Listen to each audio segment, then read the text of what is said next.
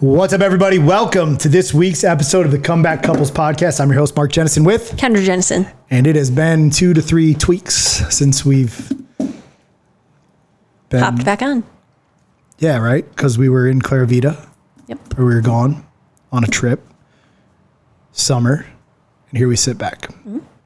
Awesome. So today we're going to do things just a little bit differently for the listeners that are listening and the people that love this thing, which I get lots of responses, specifically from the guys on the inside and even people in our community. They say that they love the podcast, probably because you're on it. People have been sick of probably hearing me for the past 8 years. Like, fuck this guy, says the same shit. Look at him. He's spitting at the camera. Fuck this guy. Right? Like, we're over him. I got his wife now. But today I'm going to lead you down a series of questions. Cool. And I want you to answer them as if from a woman's perspective of what you would think. Got it. So question number 1. If I was choosing alcohol over you, what would that do for you? If you were choosing alcohol over me, it would ruin everything that we had built. If I knew that day in and day out that you were continuously choosing alcohol, something that is obviously destructive, and I would be like, well, what the fuck? So like those nights when I lay into bed and I tell you, you know what I'm gonna do? I'm gonna run up to Champs up here. I'm just gonna get fucked up and start some fights. What would you do if I did that?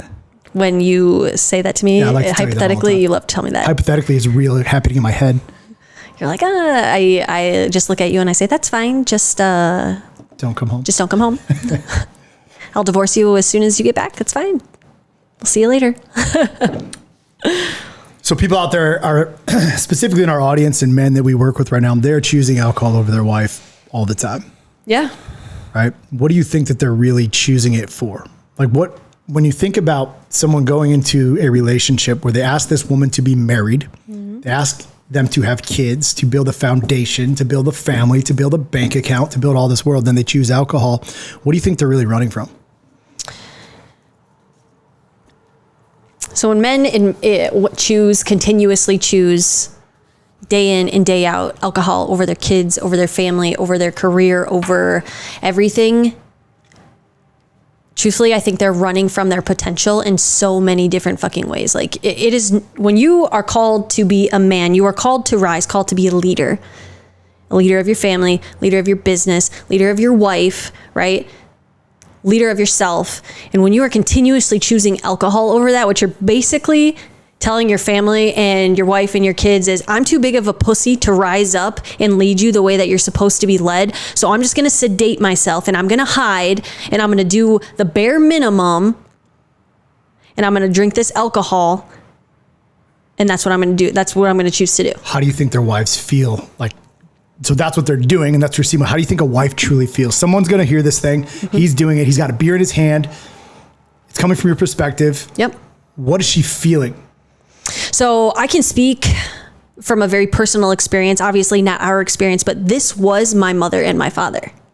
Every single weekend, day in and day out, my father chose alcohol over spending quality time with his family, over spending quality time with his kids, right? And in the beginning, the relationship with my parents, a lot of that was based off of being young, having fun, drinking alcohol, making memories, right? Until all of a sudden that doesn't become so fun anymore because this habit and routine is kicking your ass and you don't know how to get out of it. So all of a sudden the wife is starting to say, hey, whoa, hold on. This isn't fun anymore. I see, you're skipping out on family time. You're too hungover to do this. I'm worried about you missing this. And all our kids see is dad being drunk and not showing up to shit. Right. And so all of a sudden, that's when it becomes a problem. The wife all of a sudden is just like, well, shit, I didn't choose this man. This isn't the man I chose to do life with. Right. So it's a series of just continuous downward spiral. And yeah, as a wife, as any wife, starts to be like, whoa, let's pull back on the reins here. Right. And then the man, more oftentimes than not, it gets offended. Oh, look at the life I provided for you. I'm the one who did this. This is the life we chose because I'm the whatever, right? He starts going on this like fucking King Kong. And it's like, oh, dude, this is not what we signed up for. Let's bring it back. And as a child, you grew up in that environment. What did that do to you? So thankfully, and I think I've said it a few times before, but my mom did a very great job of protecting us from, and my dad was a very kind and gentle man. So I'm fortunate to have that. He wasn't some like raging, mean piss, she did a really great job protecting us from that. But what happened is it got so bad, the habits and the routines of my dad got so bad that my mom left him. After 29 years of marriage, after trying all the traditional ways of recovery, after trying all these different things, all that bullshit. My dad was a business owner. He made millions of dollars. He was a successful man, beautiful family, beautiful wife, built a life from the ground up for all of us, right? None of that worked for him. None of that worked for my mom anymore either. She's like, listen, you chose this. You continuously basically spat in my face, told our kids to go fuck off because alcohol was more important. She's like, I'm not doing it anymore. So you turned out all right. I turned out all right. And I only want to briefly glance over this. I don't want to go too deep here. Sure. But you have 3 other siblings. I do. Things did not turn all right on every single one of them. That's right. How does that make you feel? Yeah, so one of the hardest lessons, life lessons, I guess, if you will, and there's always 2 different ways to look at it, but I have an older brother, older sister, and I had a little brother. My little brother was, idolized my father. Saw everything that my dad did. My dad worked hard. He got up every day. He went to work. He took care of his family. He provided. He did all these things. But he got, 3 sheets to the wind every weekend. And so my brother started continuously following in that path, thinking, oh, sweet, this is what a man does. Been watching my dad for X amount of years. This is what he does. And my little brother ended up dying from drinking and driving. Yep. And I don't want to go down that, but what I want to do at this point is if you are a man that is listening to this, who has a wife on the edge of leaving you, kids, boy or girl, looking up to you at every single thing that you do. We put together a quick 12-minute video where I'll show you exactly how I did this, how over 12,000 plus men have done it, and how today you can do it as well. But this requires you to take action. This requires you to listen to what my wife said, listen to what I say, pay attention to the testimonials, click a link, watch a video, learn, and then make a choice if this is for you. This is no BS. I'm not here to try to sell some sort of facade. This is real. This is our real life. This is real life. This is what we do. So if you've hung out with me to this point, at this time, I want you to click the link, watch the video, and we'll see you on the other side. Now, as far as you and I are concerned for the rest of this podcast, talking about alcohol, talking about some of these things right here, there's dudes out here that are just climbing back. I hear this all the time, right? Which, by the way, that was great. I think that was great. Do you guys think? I think that will hit. We can keep this rolling. That was like a real live, unscripted, very authentic. Yeah. Very authentic. Cool. Only thing we're gonna have to do is cut out the curse words and shit like that for her. But Kevin should probably be able to cut that today, get him an ad. I think we're gonna work, which is good. So leave this in the podcast. However, I think of clients right now today that are coming in to the comeback right now, and they're hearing this awakening message of you're not weak, you're not diseased, you're not powerless for the first time in their life. And they're looking back at their wives, they're looking at the time, and they're looking at the relationship that they created. They're looking at their wife who's put some age on, who's put some weight on, who's put some time on their life, but they're looking at them from a lens of love for the first time in their life. Like, fuck, I fucked up. So there's some beautiful things that happen that are coming fast for some of these men. We, in our relationship, I've always put you up on a pedestal. It just is what it is. I share this for you guys out there that want to know, like, how do I fix my relationship? Listen, you dumb fuck, just do the exact opposite of what you're doing. It's not that hard, right? You're a liar, don't lie. You're a cheater, don't cheat. You drink, don't drink. You do drugs, don't do drugs. Right? You watch porn, don't watch porn. Whatever the fuck you need to do, like just become a man. But I want to know from your lens, from your frame, how special does it feel to know, and we talked about this, but like legitimately to know that there's so much safety and security inside of your life that you never have to worry about me telling you at 10 o'clock at night I'm gonna go to the bar and start a fight. Yeah. Right? Like it's a reality. What does it feel like to be you? Yeah, it's nothing. Okay. So nothing since you came into my life in the way that you love me. And as you just put, like, I don't have to worry about anything. I don't have to worry about you drinking, cheating, lying to me. I don't have to worry about you hiding business monies we are so completely open and honest, and I trust you with every freaking fiber of my being. Like it's unmatched, right? Ever since I've been able to thrive and be and exist and to completely like step into my own power, I've never felt more powerful as a wife, as a mom, as an individual in my entire life. There is so much space for me to, especially since I did meet you when I was younger, like there was still you just left so much space for me to figure out who I am and who I wanted to be. And you loving me and being obsessed with me on top of all of that, I was like, oh my gosh, I'm literally thriving. Best life. I have everything that I could ever, like top tier happiness, right? And I'm not saying like life doesn't get heavy for us or that things don't go wrong, because of course they do. I'm just talking about from like an individual standpoint, the way that you love me, the way that you treat me, the way that you hold space for me to be me. Mm-hmm. I've never felt more powerful, felt more loved, I just feel great. I can't even articulate the proper words right now, just because you are always at a place where you cannot come up with words. I will continue to ask this. I'll think of all the words right after. And then we will talk now about something that was, as deep or shallow as you'd like, but we were able to experience a higher level soul connection. Mm-hmm. But you were chasing, without knowing you were chasing, your purpose. Yep. And I think that now you clearly know your purpose. You can share it. It's up to you. You can do what you want to do. Some dudes or girls are like, oh, that's fucking bullshit. That's not your purpose, blah, blah, blah. Well, fuck them.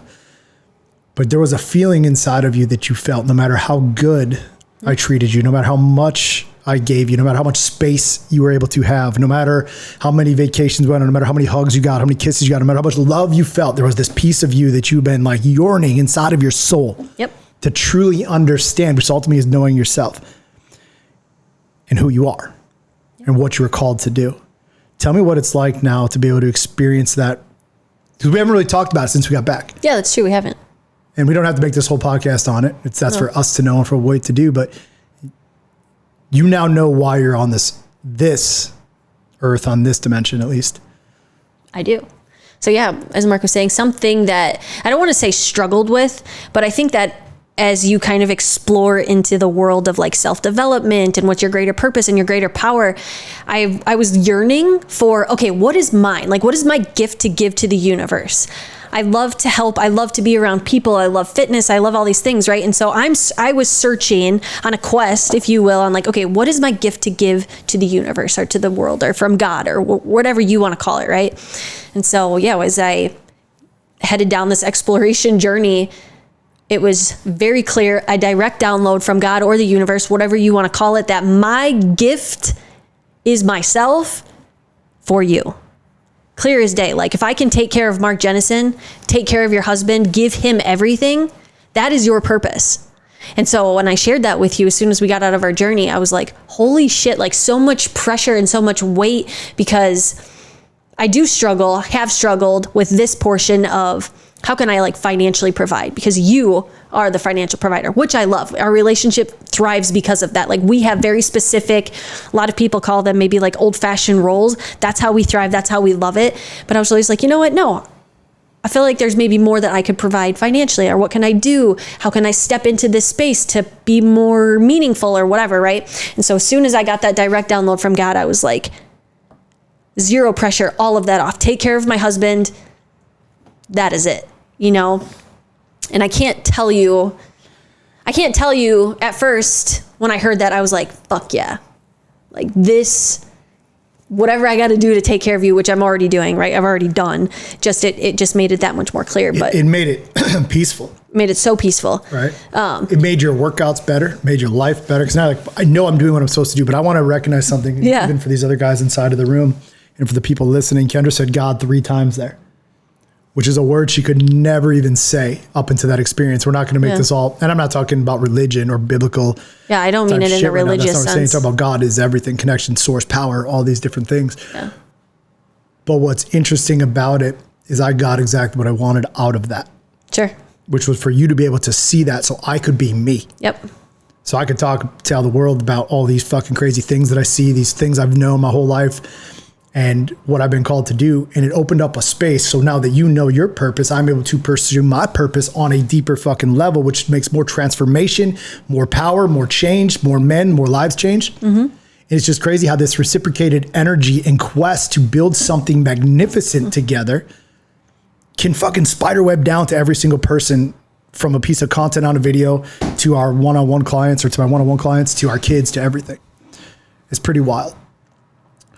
I want to, I was kind of bouncing all over today because we hadn't really done this. Yeah, that's okay. A lot kind of has happened in 2.5, 3 weeks. And there was another, this is going to be for the women. Sure. So I ended up going down the rabbit hole the other day of looking at, Dom probably sees them, or maybe Ryan does, but there's someone was a fucking whatever video that you put out, he put out. And I corrected. He was about the one where Jade was wearing her clothes. Do you guys know the one I'm talking about? Oh, a podcast clip. A podcast clip that was put out, and I took Jade shopping, and I didn't make her, I let her get whatever she wants, and you tried to change her. But we put that clip out, and I don't know who the guy was, but he literally said, wait, did I just hear a woman get corrected and not flip out or something to that degree? I want one of those, or she's a unicorn, or something like that, sure, right? Like, yeah. Or she's a unicorn. So I want to talk like to the women out there, and for the men listening. Mm-hmm. The reason that you don't have to correct me, this is not about Jade's shirt, this is not about that shit. You don't have to correct me, is because I'm always doing right by you with the intentions to do right. We've got an open line of communication and conversation to be able to create a safe, if you will. Yeah, exactly. Or a loving environment to speak the truth. 100%. The reason why I'm so comfortable with you, quote unquote, checking me, right? You were just like, hey, this might hurt your feelings in that podcast. This might hurt your feelings, but I got to call it like I see it. And the reason why I don't get so defensive about it and like, is because, one, practice a lot of awareness and being like, okay, you know what? Yeah, there is truth in this, right? That put down the ego, put down all that bullshit. But when I do speak my truth, or when I do have a conversation with you, you never once are just like, aha, see, I fucking told you, blah, blah, blah. You're never a dick about it. You're just like, okay, cool. Like you figured that out. I guess I've never really thought about that, because that's just not who I am. Yeah. Right? I never try to make you feel like shit. Never. I try not to make any of you guys feel like shit. Right? To be honest with you. I mean, I used to be a fucking asshole. You validate, you in some way, shape, or form, whether we agree or disagree, you validate what I'm saying. Right? Well, I will tell you that you yelled at me this morning. I did. Because you gave me one of these like one fingers like this. I almost kicked the door down. I was like, are you fucking kidding me? Kids are screaming. Mark's got a phone call going. I'm trying to talk on the phone. I was like, noise overload. So women out there, why I think it's great. I mean, I do think you're a unicorn, but I do think you're specifically, I don't think I know why you were put on this earth for me. I know where our souls met. I know all these crazy things. I'm not going to lead everybody down the reality of, it's not for everybody. It's not for everybody. What we know, how we live our lives behind our closed doors. That's actually something I'm working on right now too, is like, and you brought that to me, like, this is for you. That's for them. Yep. Like, I want to just run and tell everybody about all this shit I know, but it's too much. It is. It is kind of a lot. Or what I've seen, it's just too much for most people. But I want to talk about in the world right now. This is just kind of be like on current events, and we're not going to go down rabbit holes of shit like this. But raising kids and watching people inside of this world struggle with problems when the real problem is they don't have any real problems. Yeah. We had a conversation about that. What did you hear? What do you think I mean by that? So the world has basically when we were having this conversation, where the context came from is our kids. Mark and I do a fantastic job, like majority of people, that they do everything for their fucking kids. They don't have to earn anything. Money isn't ever going to be an issue for them. They don't get yelled at. They don't get beat like, we did as kids, or spanked or anything. And so basically what happens is we created this essentially perfect world where our kids don't know any struggle.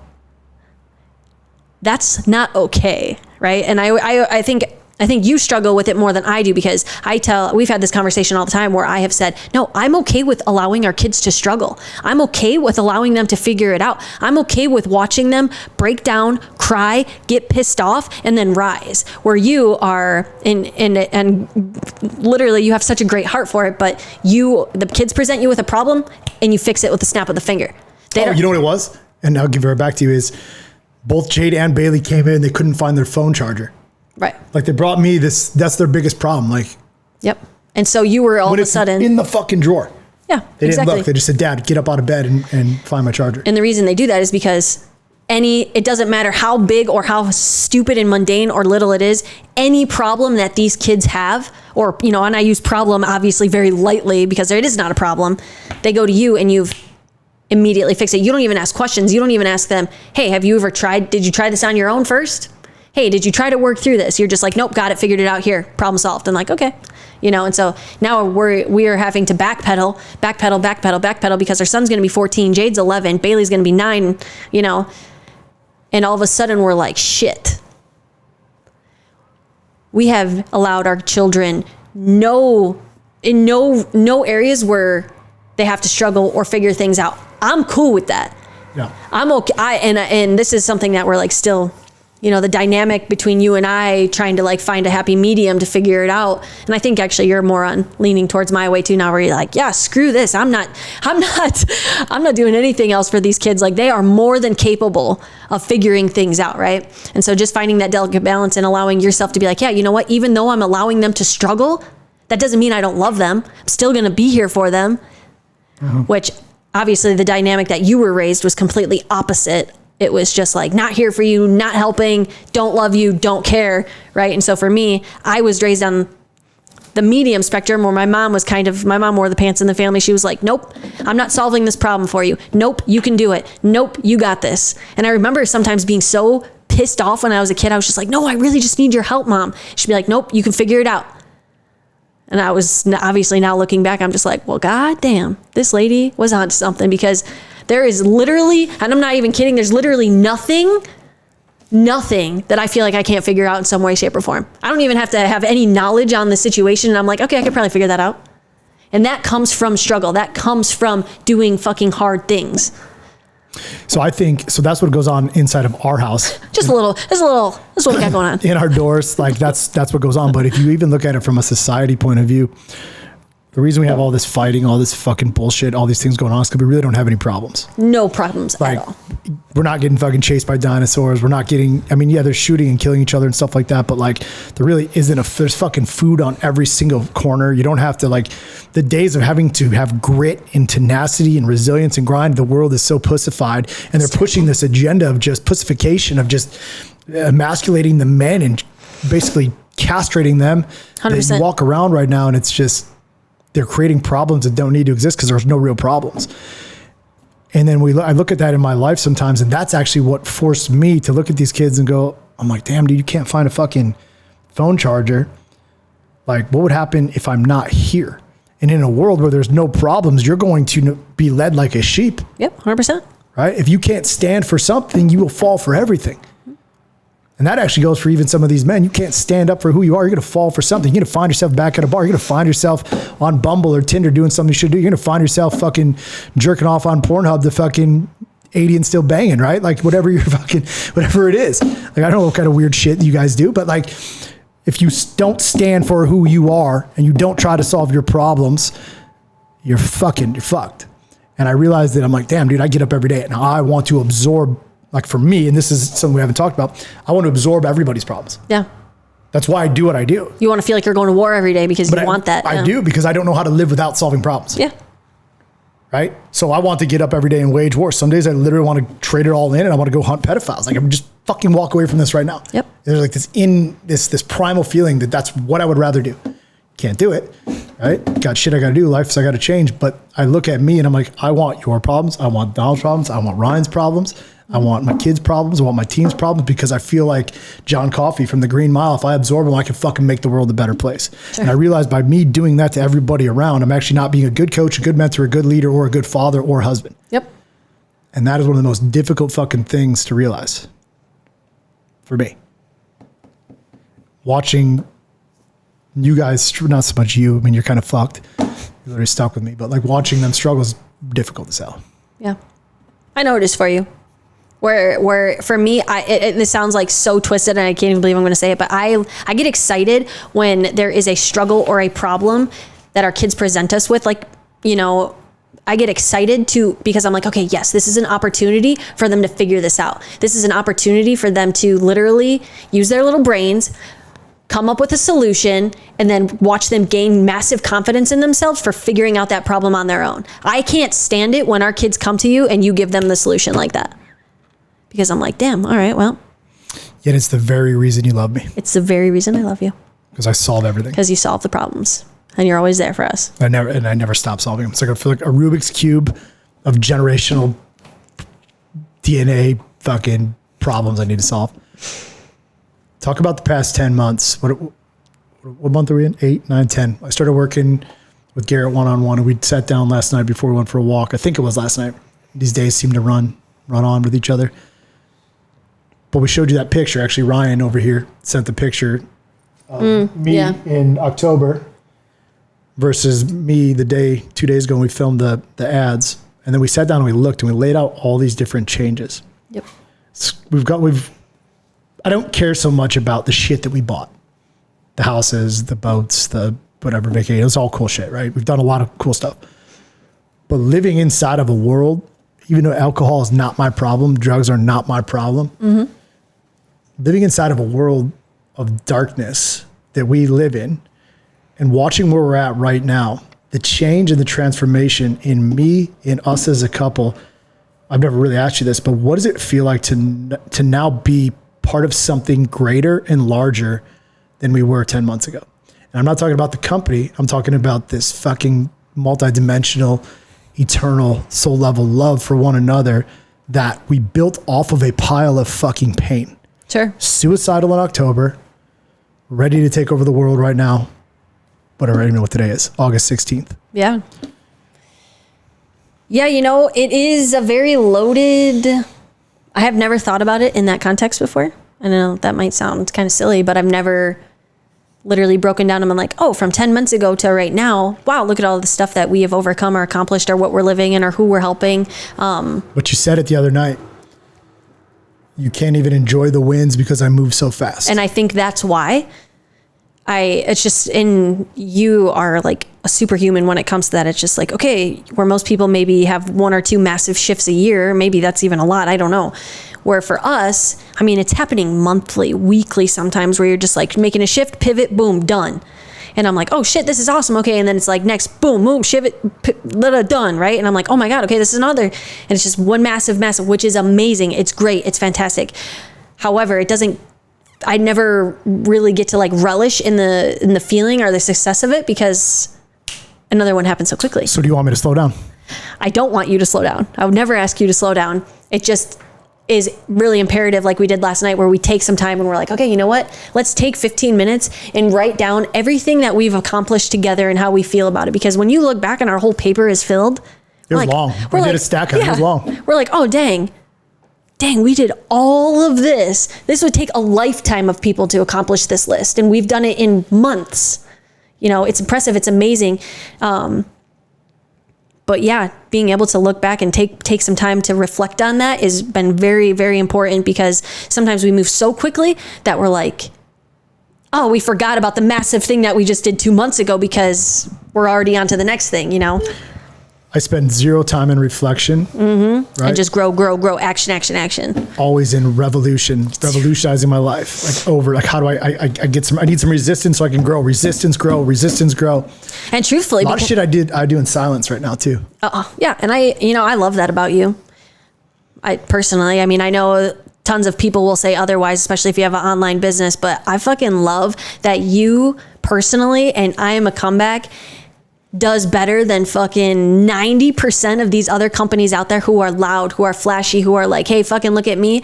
And you get phone calls every single day from these people. Hey, Mark, I need help on this. Hey, Mark, I need help on this. Right. And I just laugh because people look at our online life, which is fucking not even a snippet into our real life. And they think like, oh, he's probably not doing big moves or what he's doing. When in reality, we're bigger than all these other people. Right.